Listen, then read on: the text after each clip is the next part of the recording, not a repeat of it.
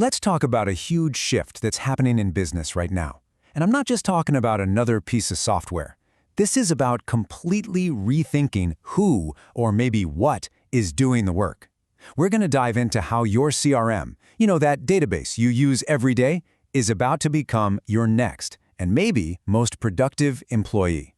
For years, CRMs have been what we call a system of record. It's basically a digital filing cabinet, right? Your team spends hours manually punching in data, and then it just sits there. It's passive. But the new way? It's a system of action. We're talking about autonomous workflows, proactive execution, a system that's built to actively generate revenue for you. The difference is frankly night and day. You know what? I'm just going to say it. The traditional CRM is dead. That passive database, that digital filing cabinet that your team is constantly feeding, it's not just old-fashioned. It's actively holding you back. It's costing you real money. And look, this isn't just my opinion. The top execs at giants like ServiceNow and Salesforce are on record saying the exact same thing. The era of the passive CRM is officially over. The whole industry is waving this flag. So does any of this sound familiar? Your sales reps are spending almost half their week just doing admin instead of actually selling. Your support teams are just drowning in the same repetitive tickets day in and day out. This isn't just a minor headache, it's a huge problem, and it's caused by tech that was built for a totally different time. So what's the answer? Well, this is where we have to make a big mental shift. We have to stop thinking about AI as just another tool or, a feature button in your software. It's time to start thinking of it as a digital coworker, an actual employee you can hire. No, really, just stop and think about that for a second. What would change in your business tomorrow if you could hire an AI that works 24/7, never gets tired, and is laser-focused on hitting its revenue goals? This is what we call an AI agent. And the keywords you really need to remember here are autonomous and without human prompting. See, this isn't some simple chatbot that's just waiting for you to type a command. This is a digital employee that can reason for itself and handle complex jobs from beginning to end.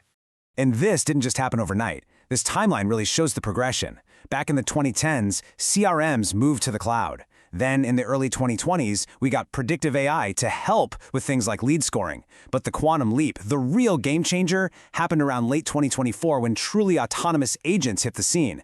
We are right now entering the era of the Agentic CRM.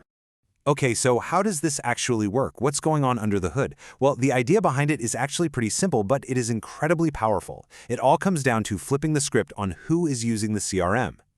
Here it is. This is the big idea. This is the light bulb moment. You stop forcing your team to do all the grunt work in the CRM. Instead, you give an AI agent its own seat, its own login, and you let it do the work for you inside that same system. And hiring your new digital coworker is as simple as this. First, you give it a license, just like any other employee. Second, you give it a very clear goal, like generate X number of leads or resolve support tickets. And third, you give it the authority to go and get the job done. That's it. And this is where things get really, really powerful. You don't just hire one agent. You can build out a whole team of them. A specialist for sales, another for support, maybe one for finance, all of them coordinated by a master revenue CEO agent. This is how you finally tear down those walls between departments.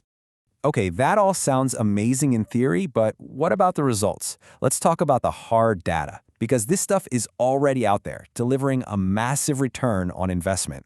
Get a load of this number, Reddit. They brought in Agentic AI for their customer support. The result? An 84% reduction in their average resolution time. That isn't a small tweak, that's a complete reinvention of a business function. Let's actually look at what that 84% means. As you can see here, the average time to solve a ticket dropped from almost 9 minutes down to under a minute and a half. Can you even imagine the impact on your operational costs? Not to mention how much happier your customers are. It's just staggering. And it's not just a one-off thing with Reddit. Look at OpenTable. Their AI agents are now autonomously resolving 70% of all customer inquiries. That means 7 out of every 10 customers get their problem solved instantly without a human ever getting involved. So we've established the tech is here, the results are real, but how do you navigate this new world? How do you choose the right platform and avoid the traps? Let's quickly go through a guide on how to evaluate this new category.